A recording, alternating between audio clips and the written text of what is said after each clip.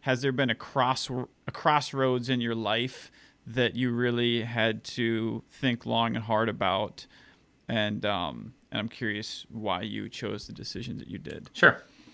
I before I was doing video, I was in the personal events industry, and we I was putting on events in Japan for like we do a large scale event every month. Sorry, every other month, and then every yeah yeah about every other month we'd bring a few thousand people into a room together, and we do 2 day events, and and that was my main business before. And then in between, we do smaller events with just, and to me, a small event is like 500 or 600 people, right? And I was doing that for about 2 years. And at one point, we were doing the largest personal development events in Japan, like, bar none. And I think a lot of people have made bigger ones than me since, but at the time, it was the biggest. And I remember that I hated doing that. I really, really hated it. I thought I was gonna love it. I'd been, and just the amount of stress around everything that happens around, number one, the investment to put on an event, is huge, right? And you put on this huge outlay of cash, and then you start trying to sell tickets, digging yourself out of this hole, and hopefully you'll make a profit. But you got a 6 month lead time, or eight. Sometimes I do these with 18 months lead time, and then before I dig myself out of the last hole, I got to dig a deeper hole for the next one because of these overlapping marketing campaigns. And it just got to the point where the risk reward ratio was not worth it anymore. So I had to get out of that business. I had some partners I was working with, and I told them, hey, I can't do this anymore. I'm out, and they were understanding, and so they took over and kept going with it, but not in Japan. And at that point, I realized, hey, I was chasing the money, and I got it, but this life sucks. So what do I really want? And that's when I came up with 5 non-negotiables, and I realized that no matter what I do next, it's got to have these 5 things.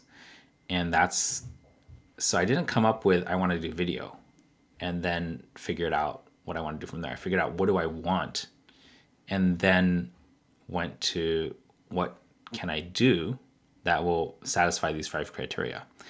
And those 5 criteria are: number one, I needed to have a business that had really stable cash flow. I don't want to be a feast or famine type of business, which is the events industry. Number two was I wanted to travel a lot because I was only doing events in Japan, and I wanted to be free to go wherever I wanted, right? Number three, I wanted to continue working with these, really high influence kind of people, that the kind of people I'd invite to my stages in Japan. And I wanted to, I can't remember. Oh, I wanted to work with cameras. I just love cameras. It's just who I am.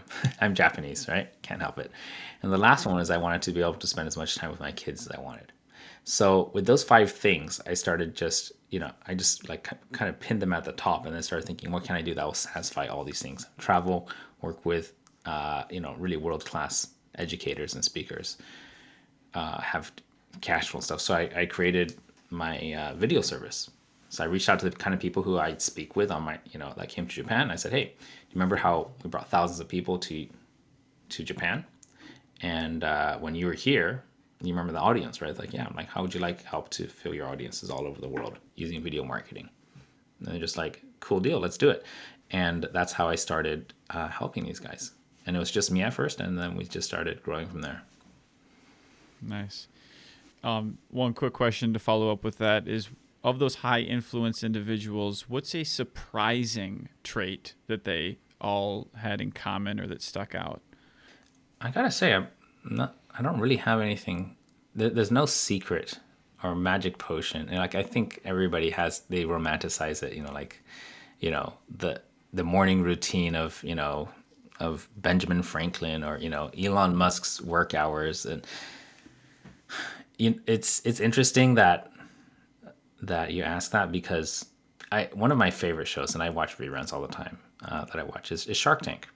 And these guys are all very successful in their own right. They've all made hundreds of millions of dollars, and some of them billions, right?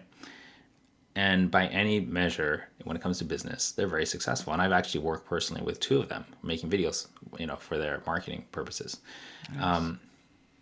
But when you watch a show, they very, very, very rarely agree on a strategy for whatever entrepreneur is standing there.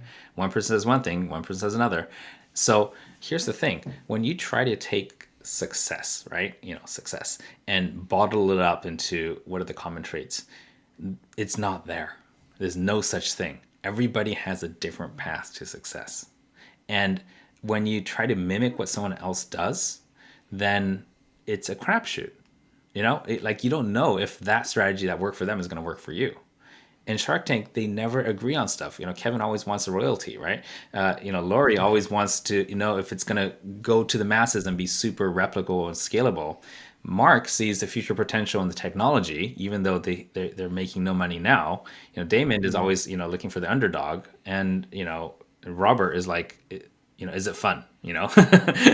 And like they have totally different psychologies, but they've all made a lot of success for themselves. So I think it's dangerous to look at, okay, what's this successful person doing or that successful person doing, and then try to copy them. I think you can get inspired by them, but there's too much of a, I think there's too much fixation on successful personalities that that you just got to find your own groove. Like stop focusing outwards, focus inwards. What lights you up? What could you do all day, every day, and not feel like you're working? And then figure out how you can make money doing that.